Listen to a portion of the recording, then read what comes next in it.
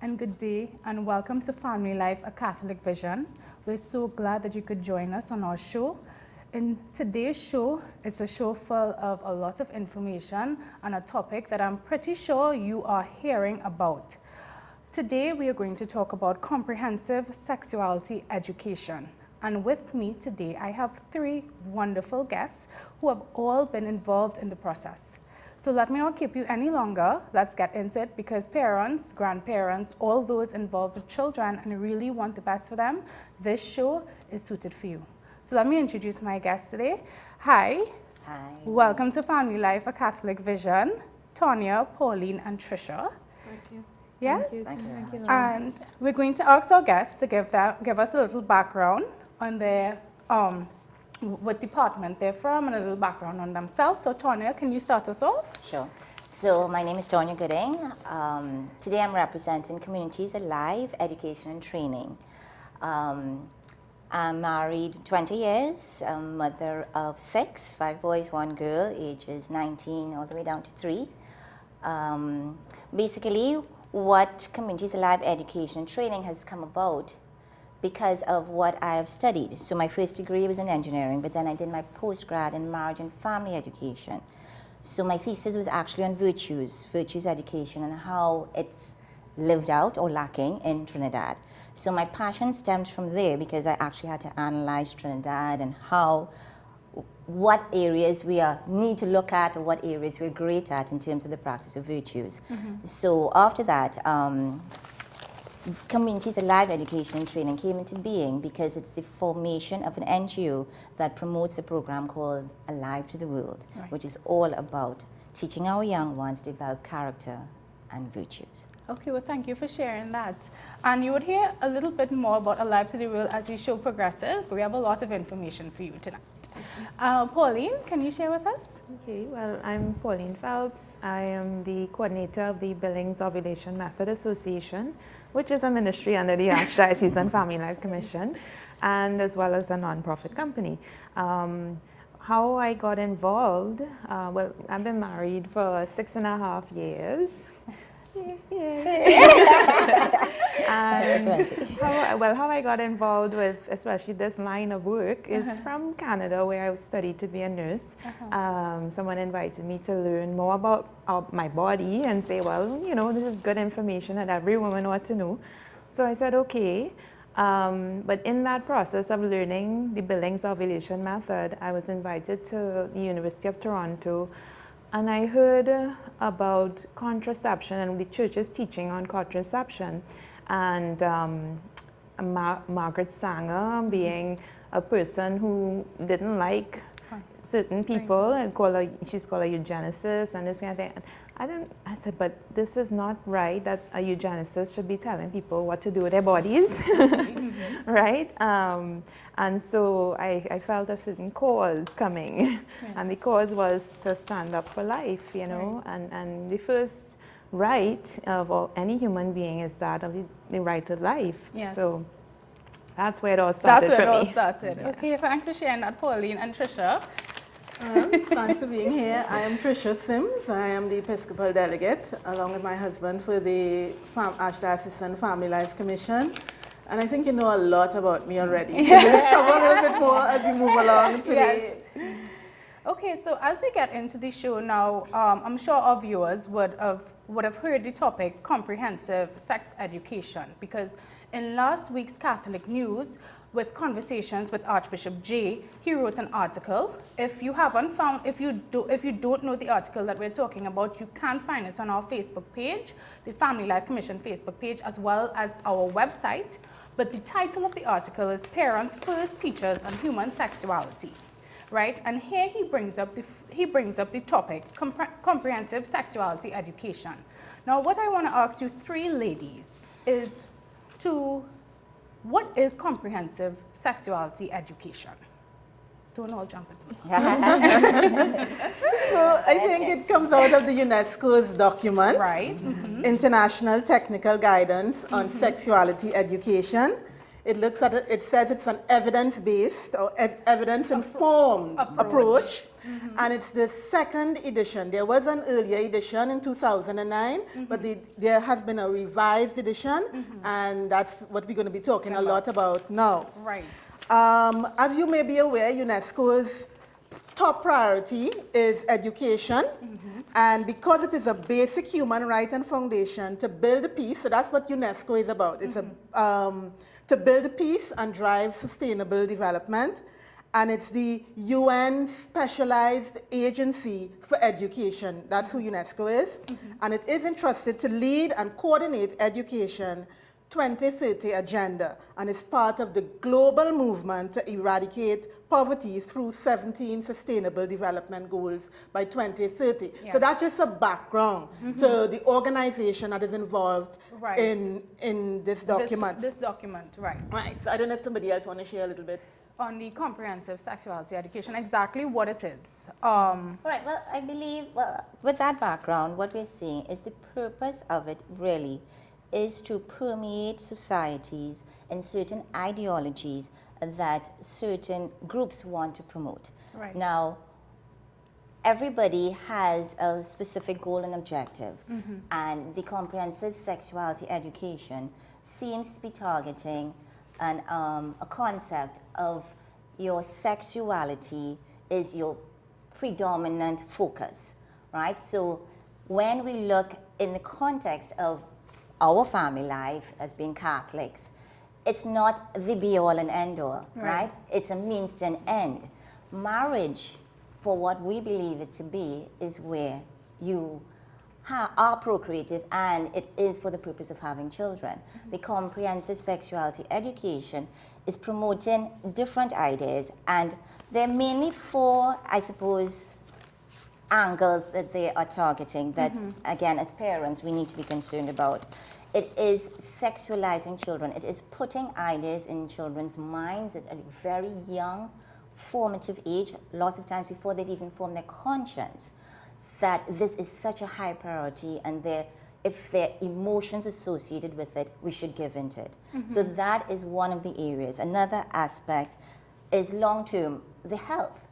Right? If you are telling children that if it feels good, do it, anything related to your sexual being, then the potential idea for them to become promiscuous and search out opportunities to act out on this type of behavior wherever and however, then the long-term effect of sexually transmitted diseases, and there are many other potential consequences, right, that are damaging. So the ideas that they're trying to promote, when you look on their website, you may not see that, right? Yes. That's what it's painted very appealingly, very attractively, right? But we have to be wiser than that. And we who are interested in family life, who are interested in our children's future, need to really take a stand and open our eyes to be aware of the potential consequences. Yes. Pauline, would you like to share? Sure. When I read the foreword of the International Technical Guidance on Sexuality Education, I said, but this thing is a good thing. Yeah, me too. Comprehensive sexual education is a good thing. That is what I thought It too. says it offers good quality education that is comprehensive, meaning encompassing everybody. Yeah, you know, everybody, yeah. the sex workers included, the person with mental health issues is included. Everybody is included in this comprehensive sex education, and it includes life-based skills,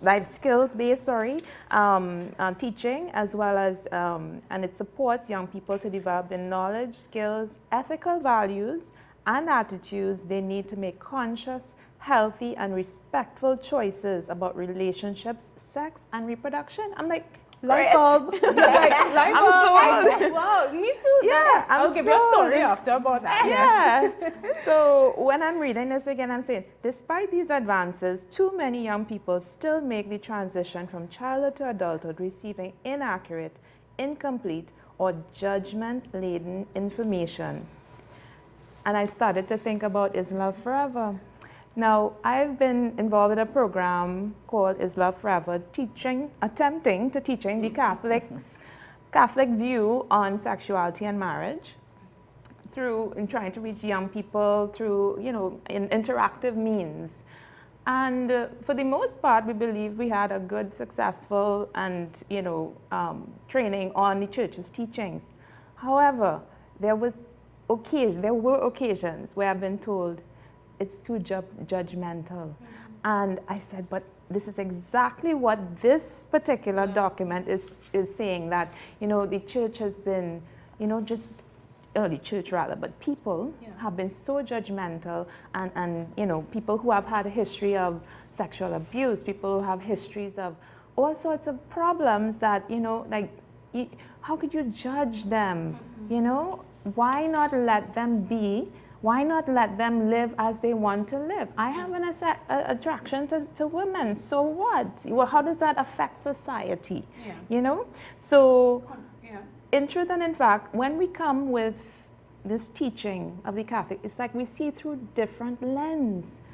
My glasses are different to their glasses, clearly, because they are not seeing what I am seeing. And if I say, well, you lying is wrong, Tanya, lying is wrong. You're not supposed to lie. You're bearing false witness. Am I judging her? You know what I mean? So speaking the truth becomes judging. And this is where this document, what it hones into me as, is just saying that, what? We want people to live as they want to live. And is that right? Well, let's ask the question. Let's ask the question. So, well, thank you for sharing that. According to the Family Watch International, and I just want to allow our viewers to, we want to give them resources while we're on the show. So yes, as Trisha mentioned, the UNESCO, the UNFPA.org, you could go onto that website, and just like Pauline, I remember calling Trisha before the show and doing the research and telling her, because I went, of course, like anybody, to do the research and find out, and I called in Trisha, but Trisha, this is such a good, and Trisha's like, you read the documents yet? The other documents? I was like, no, but I'm looking at the website and it's looking great. It's not, as we get in, you will see all the different agendas. According to, and also with the Family Watch International, helps you to understand the underlying issues. So I just want to read what they have, what they're sharing. And they have said that we have warned repeatedly that CSE, which is the abbreviation for Comprehensive Sexuality Education, is a radical, graphic, sexual rights, pleasure-based approach to sex education that sexualizes children and promotes promiscuity, abortion, LGBT rights at the expense of sexual health. That is what Family Watch International is saying. So if you want to get more information, you could always visit them. You could Google and you could get more information on that. As we get into the show, you would have heard Trisha mention a document and all these different things, and you did hear her mention 2009. So that brings me to the other question. Can you share with our audience when this was how did it reach your shores? That's what I want to know. How did it reach your shores in 2009, I should say. Can you share with us? Okay, well, my experience was actually, I wasn't sure about 2009, but 2012 is when I kind of jumped into the picture. 2009 was the first edition of the, of the document. Well, it wasn't the first edition, was it the edition before this edition? Okay, all right. So 2012 then. I see. Well, that's when I first got to know about it. Lily Ramjian asked myself and Dr. Gentle to represent her at a forum that UNAIDS was putting forward. At that meeting, there were different FBOs present, and the content was really about, in this age and the concern we have for HIV/AIDS, we need a tool to educate people about AIDS and in terms of non-discrimination against people with AIDS. So that was the underlying theme. As religious bodies, we're all concerned about this. Anybody can get AIDS, even by, blood transfusion, things like that. So we were all on board. What did occur, one good thing that did occur was the representative from UNAIDS actually saying that this is the first country in all his travels he's been to that all these different religious groups are sitting all together, very amicably, working towards one common goal. So that's kudos for Trinidad in terms of who we are and our strength. On the flip side, what was said is that HFLE, Health and Family Life Education, needs to be the vehicle through which we educate our children about discrimination against AIDS. So that was the avenue. It was under the context of understanding what AIDS is and educating our children. So that was the first time HFLE was mentioned in Trinidad. Now, comprehensive sex education was always out there. Yeah. It was not over But here. yeah, it's Right? all over, yeah. But what HFLE consists of are 4 different groups. One is eating healthy family life, healthy eating. One is maintaining the environment. One is self and interpersonal relationships. And the 4th one was sex and sexual health. So as we can see, that has always been the little area that when the actual HFLE books were rewritten, because just like the CSE policy, it was rewritten when UN's involvement. Apparently the first edition was written just by Caribbean people, but then it was rewritten with UN involvement, and that particular area was cause for concern. And at that particular meeting, the representative from Islam had said, there is a lot of danger in that program. None of us present knew about it. So the group said, we cannot sign on to a concept we know nothing about. And that is when I think many of us started to do research, and I went and I only was able to find one book because it was not pervasive. Every school did not have it.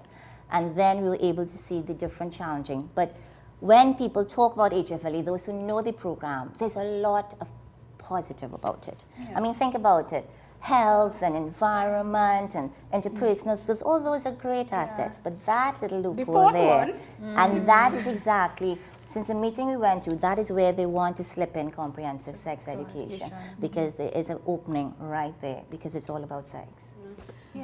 So, you know what, based on a concept note that we got about 2 weeks ago as part of the HFLE, the draft of development of HFLE Advocacy and Communication Strategy, Planning, Guidelines, and Manual in Trinidad and Tobago on comprehensive sexuality education for youth affected and infected by HIV. It stated that HFLE is the vehicle through which comprehensive sexuality education is going to be delivered in Trinidad and Tobago. Now, there are 2 thematic areas, as Tonya said. There's the sexuality and sexual health, and self and interpersonal relations. Now, there has been, in Trinidad, there has been some Caribbean challenges, in particular to Trinidad, as I said, to adopting the HFLE. And one of them is that the view that many parents are the best teachers of children's sexuality, and CSE promotes inappropriate sexual conduct. And in Trinidad as well, parental consent is required for minor children under 18 to access health services, and these laws do not correspond to the Caribbean reality of early sexual initiation. So we are in favor of sexual education for children. I want to make that very clear, because it's not the church, the Catholic Church are gay. We are in favor of sexual education for our nation's children. But I think what is being taught is where we have the concern in terms of sexualizing children. And that's where, when you look at the guidelines, as what the document is called, when you look at the lesson plans that are laid out there from ages 5 to 18, isn't it? Yeah, Ages 5 to 18. The things that are being taught, the learning objectives. I think those are some of the things, as parents, we need to be aware of the content of what is being delivered. And that's why it is a concern for us at the Commission and the other bodies that are here. Okay, so as the show progresses, we're going to get into what Trisha just brought up, the document. However, how come this topic, it seems to be like trending? Like it appeared in the email, I mean, meetings are happening, and what is happening? Is there something happening? Is it coming in the schools in September? Like, what is the movement that there's so much fire behind comprehensive sexuality education? It's already here, from what I'm hearing and seeing, because I had attended, I think it was a community meeting, and the topic wasn't on sexuality, but it was brought in. And they talked about, well, if your boy child is playing with girl toys like dolls and so forth, well, you know, he could just be, you know, attracted to, you know, or you know, a different gender. Okay. He could be a different gender and this kind of thing. It's already here. It's already here, but in different community teachings and so forth. I had also attended, I think it was Ministry of Security, yeah. Yeah, I think it was the security department. But they were holding something on HIV. And what was being done was a group of young people, I think from a disadvantaged area, Laventille and other parts of East Dry River came. And the Red Cross came and were teaching them how to put a condom on a dildo. And what were the different flavors of condoms you can get, where you can get the condoms in Trinidad. Okay. Oh my. And I was invited to present on the Billings method. Okay. I said, okay. And then I said, well, you know, after they had their discussion, I came across and said, well, we teach about love. Yeah. We teach about chastity. Yeah. We teach about, you know, patience and self-respect and respecting the person that you're with. And where did all that, where is all that in that teaching that you just got? Right. You know? Okay, so now I have an idea. Okay, so wow, this is a very hot topic. Thanks for sharing that, Pauline. It's here, it's happening right under our noses. And parents, this is a wonderful opportunity for you to get involved and be in the know and, you know, truly, you know, become aware of what's happening, because before you know it, next thing you know, it's a book on your book list and you're thinking to yourself, you know, what is this all about? But that's why we're here along with other religious groups to help to inform you on how, you know, we can move forward.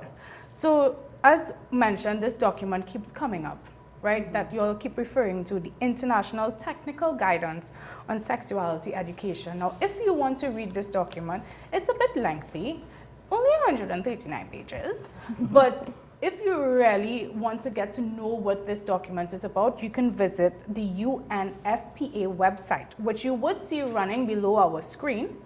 And under the resources, you will see the document there. You can download it. It's a PDF, and you can go through it because a lot of it is going to be mentioned, as you can see in the show. When we get, we're going to talk about some extracts taken from it. So if you want to get that document, just go onto the website. So can you tell us, just basically in terms, what this document is? It just basically tells you the learning objectives according to particular ages and what they would be learning under a particular topic. Well, I think it says a lot of things as was shared earlier. It plays a central role in preparing youth for a safe, productive, fulfilling life. This is the guidelines that we're talking about, right? Yes. So this is what it sets out to do. It enables children and young people to develop accurate and age-appropriate knowledge, skills, and attitudes, positive values, including respect for human rights, gender equality and diversity, attitude skills that contribute to safe, healthy, positive relationships. It can also help youth reflect on social norms, cultural values, and traditional beliefs. Now, you may say that's a good thing. Yeah. That's a good thing. But I think, you know, while we talk about that document, we also have to talk about what the church teaches. Thank you. In the truth and meaning of human sexuality. And is that the name of the document? Yes. Right, the Yep. truth and meaning, because I think the church, and I say it again, the church is in favor of teaching About sexual education. education to children. But there are ways that you can do it. And there are things that you can teach. And I think I'd like us to look at some of those things that you can teach, because we're talking about what the document says, but we need to talk about what can be taught to children and also what can be taught to parents, being mindful that talking about sex is a big thing for parents. You know, parents don't know where to start, They don't know where what to to start. do, That's true. how to initiate the conversation, and I think that's where we here can help parents to start that conversation even when children are very young. I don't know if Tonya and Pauline wants to This, say Yeah. this is what is said in the document, The Truths and Meaning of Human Sexuality. Parents, in an atmosphere of love, raise and educate their children best. So really, it's the parents' responsibility Responsibility. for teaching the child, especially about these kind of birds and bees business, you know. Yeah. But Well, I like to call it sex and sexuality. It's no longer birds and bees. Sex and sexuality. Yeah, of course, yeah. Back in the days, birds Our and time, bees, yeah. yes, but what these CSC different types of programs do is they only provide in education, it would seem, or information on sexuality. And what this document is saying, the church's document is saying, is this can lead to a defamation of consciences, because you're just giving them information. It's like, this is how you do this, and this is how you do that, and if you don't want this, you do that, right? Parents are often unprepared, as Trisha is saying, to teach sexuality. But you see, this thing called chastity that we have been talking about, what is this thing? It is about love. And honestly, it's a soft issue. It's not hardcore, like, you know, this is what you do if you want to avoid this disease and this kind of thing. But it's a virtue that must be discussed. And we were at, all three of us, were at the, what is it? The Family symposium. Symposium. Symposium Last on week, on yes. as the bedrock of society, right? And Minister of State Ayanna Webster Roy said the inner workings of the family is a private matter, but it ultimately has a public face. That's right. And that's what we're talking about. So in the family, what's going on must be discussed. And a lot, I mean, I came from Canada, where even the Prime Minister was saying that the church has no business in our bedroom. But the church has a business. I mean, Jesus came with teachings, and those teachings basically guide us as to who we are and what we do, right? We follow Jesus. I mean, as I was talking about judgment earlier and so forth, people say, well, you know, the church would judge us this way and that way. It's not about the church, it's what Jesus actually taught, right? And we believe he is God, you know? And so if he is God, he's going to give us guidelines. And it's not about saying, well, this one did this and you know, or this priest. I'm not following the priest. I'm not following this nun. I'm following Jesus by Yes. following his teachings. Right. So most in terms of being specific about educating in sexuality based on what the church teaches, let me give a few examples. Sure. We need to educate on the truth about relationships. We don't relate to each other just on the physical level. As a human person, we are basically three levels. We are physical, we are psychological, and we are spiritual. And it's at the spiritual level where our intellect and will resides. So when you're having a relationship with someone, it is a whole person having a relationship with a whole other person. So when the different ideologies permeate the thinking of purely physical, but emotions are involved. The thinking, the psyche of people are involved. The second area is the truth about marriage. Conjugal love, what is that? That is a decision of the will.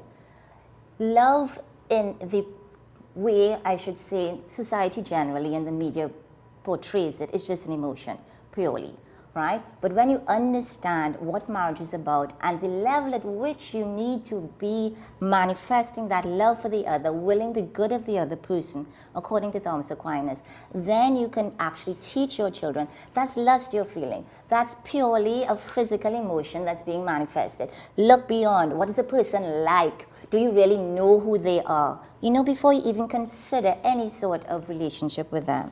Sacrifice. The whole idea of sacrifice, self-sacrifice, giving your best to the other.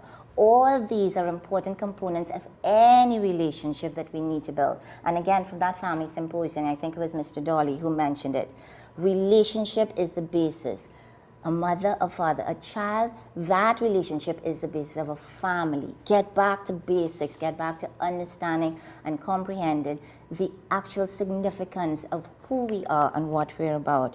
The other aspect of complementarity of the sexes. right? The natural inclinations of males and females together, how we work together, how we're meant to work together and not against each other.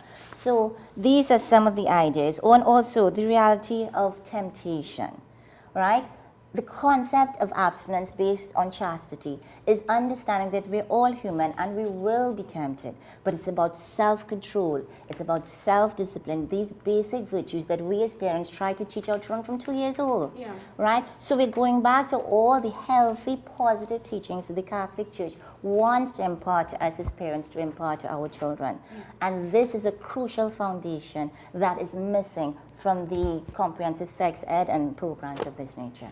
But you know, I think one of the things, I think even while we talk about that, and some people may say, well, it's easy for you all to say that. I was not going to You know, that's easy for you I all was to say. actually going to challenge you all to share with us, how did your parents do it? How have you done it in your own family? Talk about sex and sexuality. I was going to throw that out so that you could share with our viewers how you did that. So my mother didn't, I don't know what I can't remember that mommy sitting down with me and talking about anything. I don't remember.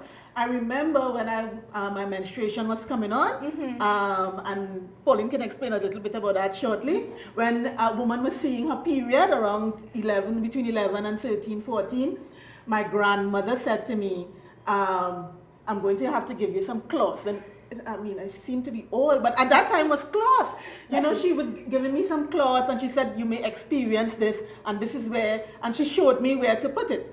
And I remember that being the only, real education that I remember getting from my grandmother, because my mother she didn't know what to say. And that is what I got in terms of talking about orally about menstruation and sex. But I wasn't even taught. They didn't tell me anything about sex. My education on sex was don't. Yeah. Just don't. You know, just don't. Yes, you know, you're getting up to be a woman now and don't. and that was what I got. I'll tell you what I did after. Yes, Yeah, go ahead, yeah. share what your Well, I got That's a the same thing. Yeah, It's but I like, got a book, I remember, and maybe it came from Stay Free. It was a nice pink book. Right, so I remember getting a book to read on my own, but I benefited from two older sisters. Right. So my situation would have been a bit different, and of course what I've done with my children is much different. Right. Right? But why I'm saying that I totally agree with you is we have to balance both. We have to be real, but we have to have the underlying teachings of the church to back us up. So I will talk a little bit about, I'm 19 down to 3. Right. So basically, I could tell you, we start off with the talk. My eldest at 10, then 9, then 8, then 7. And it all started based on the questions they came home with. Oh boy. That is the instigator to get cracking. Yes? But again, it came earlier as each child got older. Because the conversations taking place in the school got more and more related to sexuality and things like that. So again, I did a lot of research. I read endless books, different ways. But one of the nice ways I found we did it different with different children. But the first two for sure, we had a nice dinner. And we had non-alcoholic wine and things like that. They said to make it special, your first talk, right? So, and it was with my husband and I, because my first 4 are boys. Well, I mean, for boys, definitely their father needs to be present. And we basically just asked questions first to find out where they're at and gave age-appropriate answers. So we went with where they were at. My 4th and 5th, yes. I was pregnant with my 3-year-old. So that was the basis of beginning the conversation. So they were a bit younger, maybe 6 and things, but we started talking about, you see, mommy's tummy is getting bigger. This is why, because we used the right terms, but we were not very graphic, right? Egg and sperm, and that comes together with God's grace. We always put God into it, yes, because it's life and love. And a baby is being born and growing in mommy's tummy. So those were the basic conversations that started the whole the talks. Yeah, I remember growing up, and my both parents, they talked about it openly in my household. I'm so grateful for that. You know, my dad and my mom. My mom she was trying, but my dad, he grew up with 3 sisters, and his dad died when he was younger, so he grew up with his mom. So let's say 4 women, and it was him, and he was the youngest. So he having 2 daughters, he came married and prepared. He was just like, he would have the conversations with us, you know, and I have to say that that really did help, you know, help me in making decisions and stuff like that, because he was very open, you know, he used the right terms, that's one thing.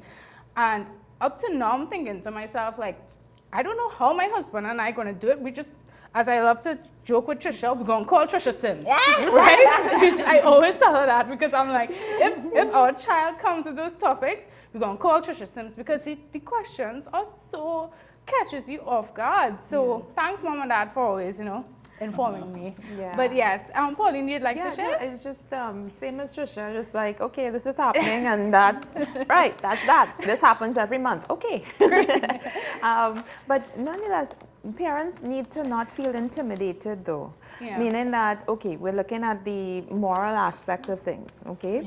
We're talking about the church's teaching, which is, you know, sex before marriage and so forth, right? Which is all good, and I had mentioned at the symposium that this is also an economic thing, you know, when you're saving sex to marriage, it helps the economy too, you know, but nonetheless, parents may even feel intimidated to tell their child about saving sex to marriage because they themselves didn't wait, you understand? So it becomes, again, a judgment thing, and people are afraid to say anything because they say, well, I didn't really do that, you know, and they kind of hide in shame. But where's the shame when you come to know the truth? When you come to know, well, this is a good thing that the church is teaching, and why not promote it, and why not emphasize it? And we have varying programs that do that. We have Alive to the World. Well, we're going to get into that just now, Yeah, Trish, I see, But, you know, I think even though we weren't taught, I think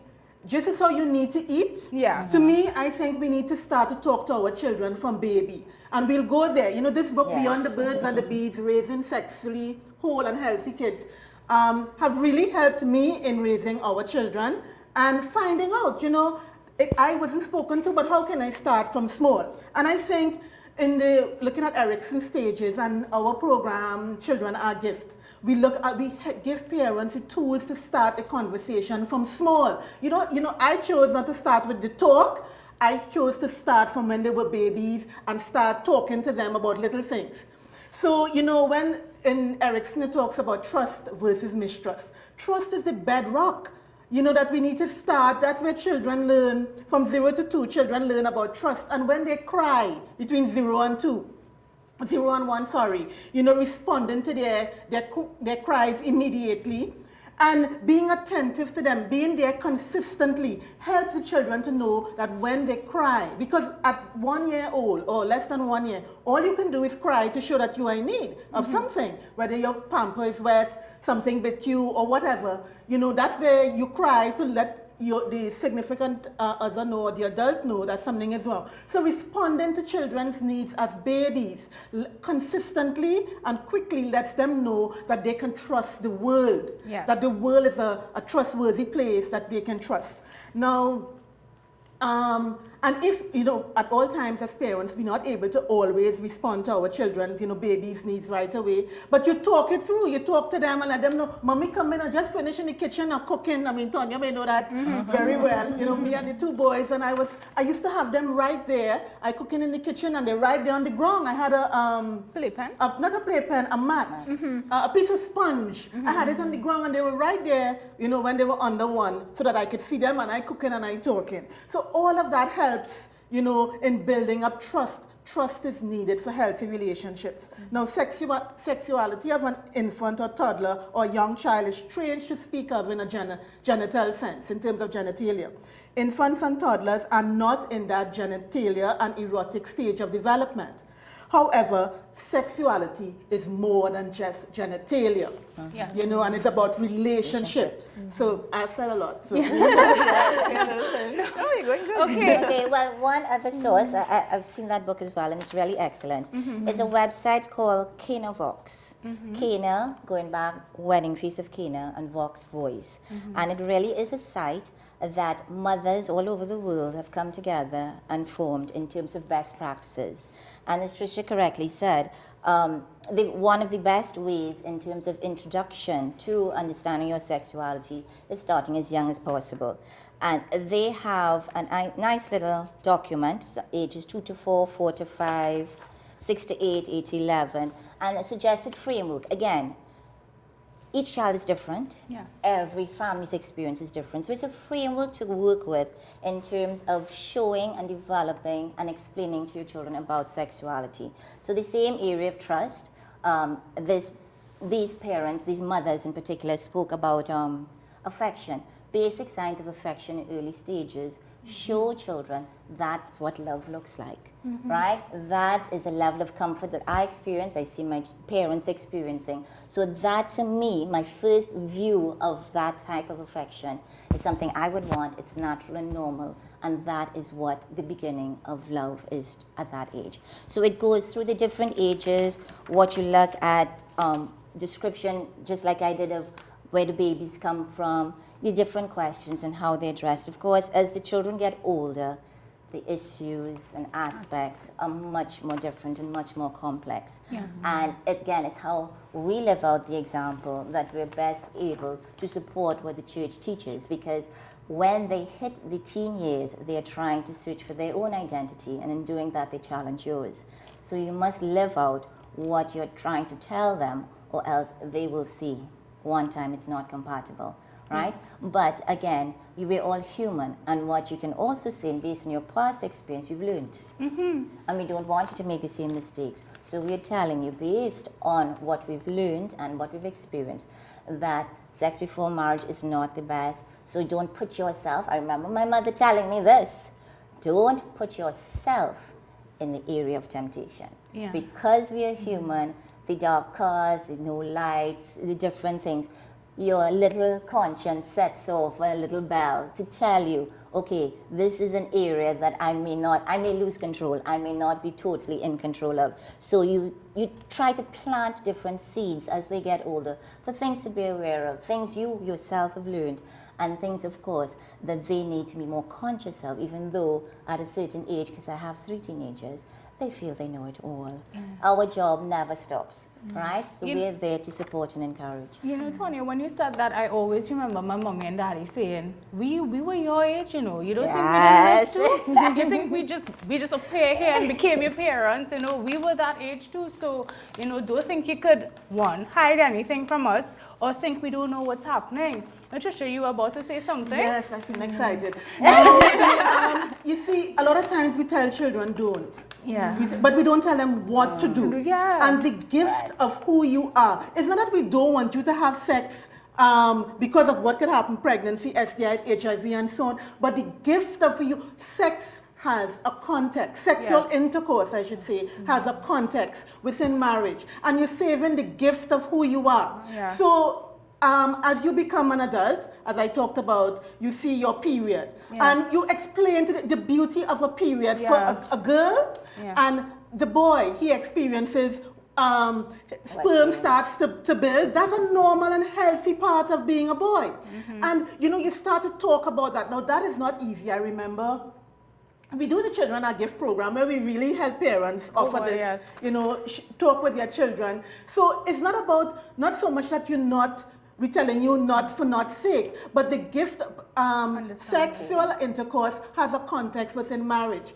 And what the urge that you have, God gave us these urges. That's part, He gave us hunger drives, hunger urges, and He gave us the sexual drive and the sexual urges. Now, when we want our children dating and mixing with other young people, what can you do? You can go out in groups. You may like somebody. Yeah. And you know, as part of the information in this book, it talks about and which I have been using in my own experience as well, that when you may feel attracted, that's normal and natural. That's part of the raw materials that John Paul talks about in Theology of the Body. You feel normal, attracted to someone else. What can you do with that? With that attraction, what are you attracted to? Is it just their genitalia, or do they have a nice face? I always remember my son saying to me, he was in standard 3, "Mommy, Miss have a nice bottom." I said, "Yes, Miss has a nice bottom, but Miss has a beautiful face." That's very And Miss, what are some qualities you like about Miss? Miss is not just her bottom. Yeah. Miss is a whole person.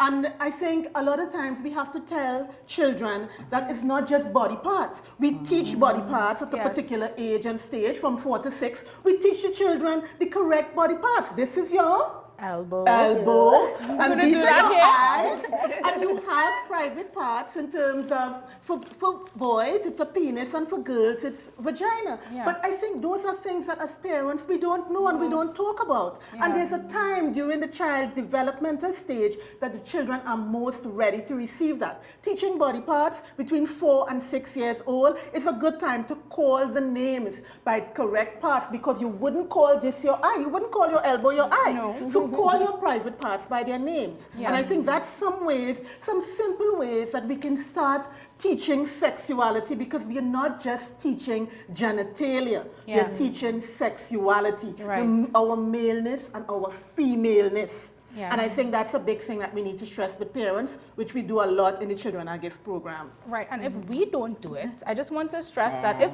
we don't, as parents, take up the responsibility to do that, there's a lovely app called YouTube, and then there's Friends, and then there's the internet and Google, who's going to teach them. And then if CSE finds itself into your school, that will do it. And then you might have a problem, and you might think to yourself, oh my goodness, how is it out of control? So that is why it's important for you to take up the responsibility. Yes, we understand that, you might feel a little weird, it might feel awkward, but the resources are there for you parents, even grandparents who take up the role, auntie and uncles, godparents, cousins, sisters and brothers, the resources are there. For example, Tricia mentioned Children Are Gift. If you want to know how to just start the conversation, you educate yourself, get brave, #be brave, and do what you have to do, because if you don't, they will go out there and learn the wrong thing, and then the consequences are on you and on the children, and you want better than that. So I just want to read out the key message from His Grace that was taken from his article, because he stresses a lot about parents being the first teachers on human sexuality, which we have just discussed on the show. And I just want to say this. He said that it is the parents' responsibility to educate the young on human sexuality. This needs to be positive, prudent, clear, and delicate. It must promote abstinence till marriage and fidelity after. So, we want to, how can we say, motivate parents, that you could do it. I mean, they're doing it. They mightn't do it all the time as best as they can, but they're trying. And, it's important that parents, know how, how can parents get involved? Like with this whole, comprehensive sexuality education that's happening. We're giving them the tips, and we're motivating them to, have a talk with their children. But how can they get involved how can they be more involved in this? The CSE, how can they be more involved if they wanted to? I think parents need to get educated on sex and sexuality and what the church is teaching. It needs to be an education campaign. At the Family Life Commission, we have several programs. It's holiday time. Call us. Our numbers are on the screen, or call us and find out how you can get educated about the truth about sex and sexuality. I think we need to start from a place of education and awareness. Yes. Right, well, I'll take the opportunity now to talk about another program that's available, and this is actually for parents as well as teachers. And this is one of the suggestions that the Catholic Education Board is actually trying to put into schools. So the program is called Alive to the World, and it's a complete curriculum teaching universal values, character, and all about healthy sexuality. So for example, from 4 to 5, the same thing, identification of body parts, understanding that my body's a gift, bad touch, good touch, all these things are introduced into this literature from that age group, and it goes all the way up to age 18 in Spanish, but up to age 13 in English. So our website, caettt.com, Communities Alive Education and Training, TrinidadTobago.com. That's what it means, caettt.com.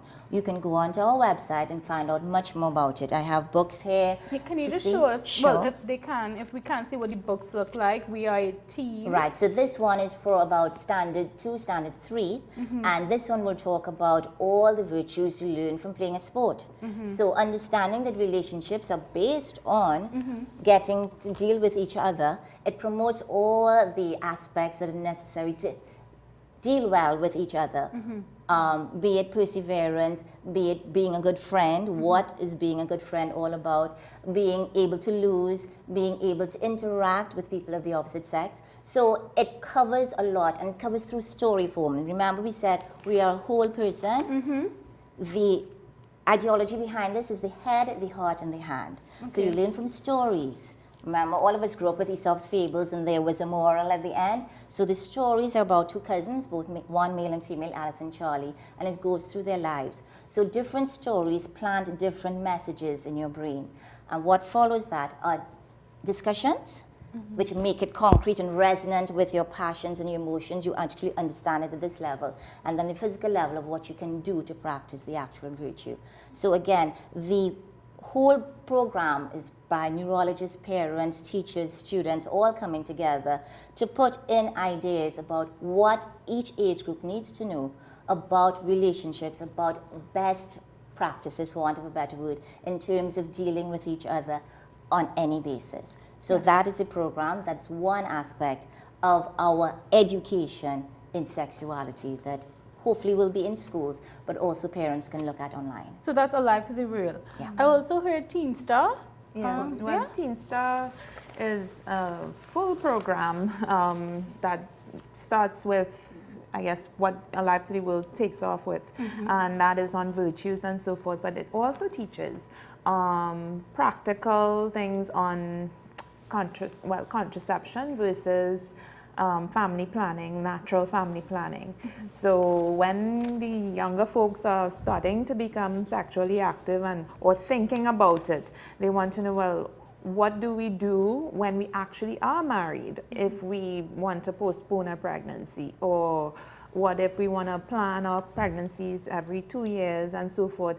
You know, can't we use the condoms that we're hearing about all in society? And what about the pill? And you know, and what about girls who are polycystic ovaries and the doctors are putting them on the pill and so forth, and should they be on the pill for a length of time and so forth? So all these things come into the Teen Star program. Okay, nice. In addition to that, well, with the Is Love Forever that we've been running, which is only a 1-day program, it's not not like extensive. It's not like a subject, it's a Right. 1-day program. Okay. It's a 1-day program. It's really just to teach on chastity and the church's teachings for marriage, right? What we have though is we have had several resources come in, and as I said, it's sort of a work in progress. Every time we do an Is Love Forever, it sort of changes based on feedback. And one of the CDs that were very impactful, however, is Parenting for Chastity, and how to parent, how to teach young people about chastity. So that's by Jason Everett, and it's really good. So if anybody wants that, they can contact BOMA TT, which is on our website, billingstt.com. We're on the AFLC website as well, and we have Facebook, Instagram, Twitter, and so forth. And the Is Love Forever program also has a Facebook page, Instagram, Twitter, page, and so everything, forth, as well as a website. And on the website, we've posted pictures and different things, little videos on how, you know, to talk to or to speak to different aspects of sexuality. So they're welcome to go to isloveforever.com as well. Oh, thanks for sharing that. And Trisha, I see the Beyond the Birds and the Bees Yes, over there. reference. Can you just show the audience that book? And I'm going to say it wonderful. out to you because I've heard her numerous times, like the Bible say things from that book, Beyond the Birds and the Bees, and I'm convinced to read it now. Who wrote it, Trisha, just to share with the audience? Greg and Lisa Popcat. Right, so that can you share with us that book as well? Well, you know, I always find that, you know, a lot of times parents, we may say things, but parents don't know the nitty-gritty of things. So I go back again to that 12 to 18 age group, where a lot of times parents just don't know what's happening with the children. They don't know how to start to talk about it. And, you know, inside of this book on page 100, it says, God gave us the hunger drive so that we could grow and be strong, but we must not eat too much, because doing so inhibits our growth and our strength. We get too fat. You know, you're eating too much, you're a glutton. You know, that, and we tell children that you're eating too much. You need to stop. You need to, and Trinidad has a problem with obesity because children are eating too much junk food, right? In the same way, the theology of the body tells us that God gave us our sexual drive. God gave that to us to remind us that we were created to give ourselves to others and to work for the good of others.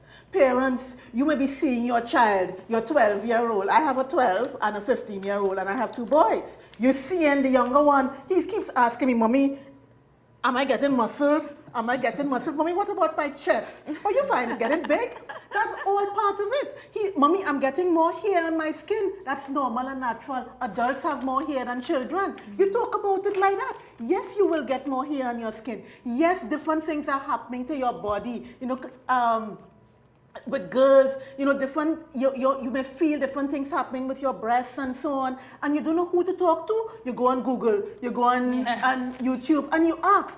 Parents, you can have that talk with the 12 to the 18-year-olds. At the Children Are Gift program, we teach you what you can say in a practical way, in terms of some basic needs of who we are, sexual beings. When you start to, you get hair underneath your arm, you start to sweat, you need a deodorant. Yeah. You know, you need, so just as you would go and buy the deodorant, you need to start, you know why this is happening to your body? Your hormones are changing, and you are producing a lot more of those body chemicals that makes you into the gift of a man and the gift of a woman. So we go through that just to help you, that we don't have to go right into the talk, because we know going right into the talk could go anywhere, but we help you. These are some things that you notice, the children are noticing in their bodies. How can we talk about it and talk about sexuality and not just genitalia? Because we are much more than our genitals, okay? So I mean, as we come to the last few minutes of the show, you know, I must say this show, I hope that this show really helped parents, you know, kind of open your eyes, kind of give you some tips on how it is you can have that conversation. A lot of different programs were mentioned tonight, and just to recap, is Love Forever, Children Are Gift, and of course the programs that we would like to run in the school that would Alive to the World. Alive to the World and Teen Star, you know, that would be as a replacement, as I can say, to the CSE, HFLE. HFLE, so it's more encompassing. The HFLE program that we hope will never get into, well, we hope that it would just, it can only not get into the schools if parents need to be aware. Exactly. And parents need to be educated as to what is out there and what can be an alternative that benefits the child in the long run. Yes. And sign the petition. And so stopcsc.org. We're asking parents and all those who are watching the show, if you go to stopcsc.org, you can go there and sign the petition to stop CSE. That's basically it. As we're down to the last few seconds, I see 1 minute. I just want to thank these 3 very well-educated, well-informed ladies, you know, who are out there trying and giving up their best, not only to the work that they do, but to their families as well. We know it's not easy. You know, we know it's not easy. And we want to say hats off. I wish we had a little clap in the background, you know, those background effects. And thank you for all the hard work that you're doing. I'm sure a lot of parents are grateful that, you know, you came and you shared with us. So I just want to say thank you to Tonya, Trisha, and Pauline for just sharing with us all this information, all the websites and stuff. I'm hoping they're running below. And that's it for us. Enjoy the rest of your night. Take care.